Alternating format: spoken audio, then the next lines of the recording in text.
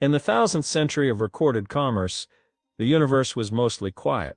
Planets didn't fight wars anymore. They compared delivery speeds. Dante Lacerda was one of the few remaining human couriers. He worked for Cosmodrop Interdimensional Logistics, a company so large that even its customer service department had moons. That morning, Dante received a new order. Destination, the edge of the observable universe. Item, classified. Delivery time. Before entropy ends, he didn't ask questions. Questions delayed payment, and payment was the only religion left. He stretched his back, drank lukewarm coffee recycled through 3 filters, and muttered, "One last run."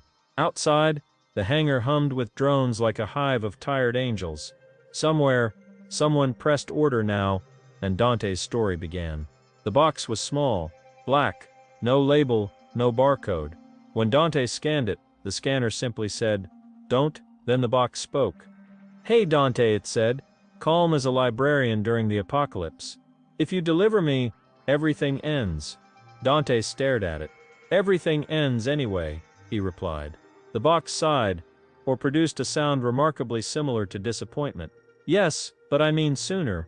He poked it once, just to check if it was real. It purred, like a sleeping machine. "Talking package," he muttered. "That's new." He placed it in the cargo bay and whispered to himself, "Let's hope you're just dramatic." But deep down, he already knew, the universe rarely joked twice. The journey began. Dante's ship, the Parcel 9, was old enough to remember Wi-Fi. He flew through nebulae shaped like questions and black holes shaped like regrets. At every checkpoint, cosmic inspectors demanded paperwork that no one had ever read. Forms for hyperspace crossings, declarations for time loop incursions. One form asked if he was carrying hope, in any measurable quantity. He checked no. Space smelled of ozone and exhaustion. Asteroid billboards floated by, advertising new universes, slightly used. He sighed, punched coordinates into the navigation console, and muttered, "Let's deliver destiny before lunch." Somewhere behind him, the box chuckled. Midway through the trip, Dante received a transmission from Cosmodrop HQ. A cheerful synthetic voice said, "Hi Dante. This is Orla, your delivery happiness assistant. We noticed your stress levels are stable. Would you like to destabilize them with a fun survey?" He muted her. The box chuckled. "You humans invented bureaucracy to manage chaos, and somehow you made it worse." Dante nodded. "We're overachievers." He stared at the endless dark and wondered why every job that kept the universe running felt like a punishment for caring. His dashboard flashed motivation level 3%. Orla's message reappeared. "Remember, the universe doesn't revolve around you, except during delivery." He sighed. "Even AI makes dad jokes now." The box hummed, almost approvingly. He stopped on a planet made entirely of returned products. It orbited a star that had also been returned for being too bright. On the surface, towers of unopened packages formed a labyrinth. A robot clerk greeted him. "Welcome to Returnia. Reason for visit."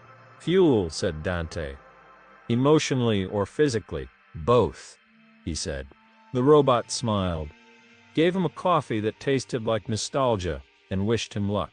He sat among piles of rejected gadgets and half-forgotten dreams. Every object whispered stories of disappointment. When he left, the package whispered, "See, they all returned what they asked for. Maybe they were right." Dante didn't answer. He was starting to think the box wasn't wrong.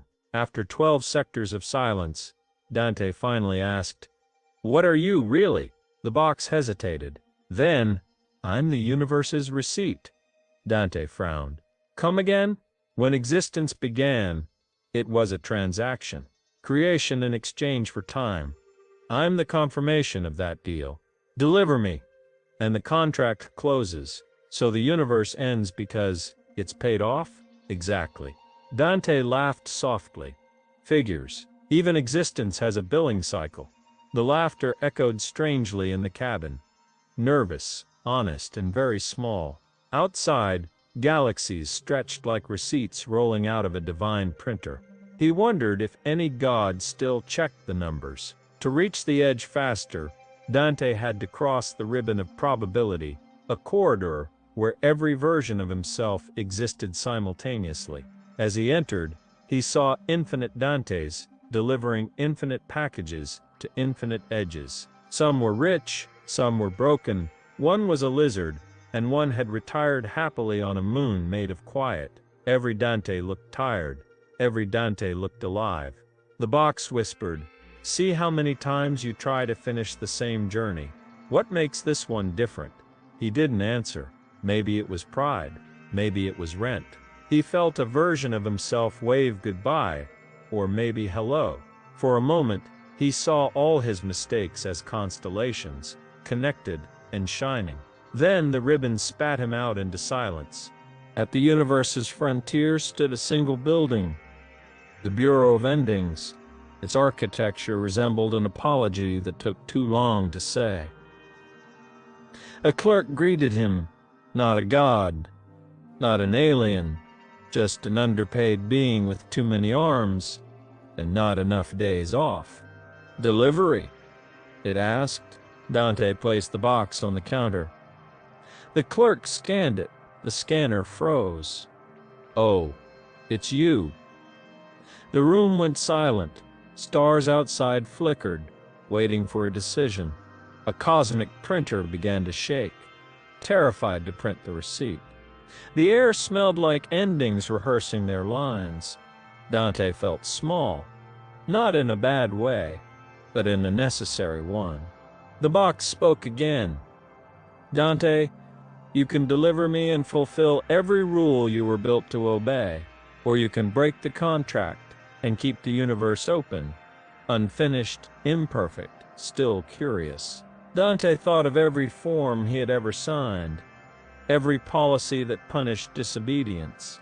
Then he thought of the one reason he ever liked being human.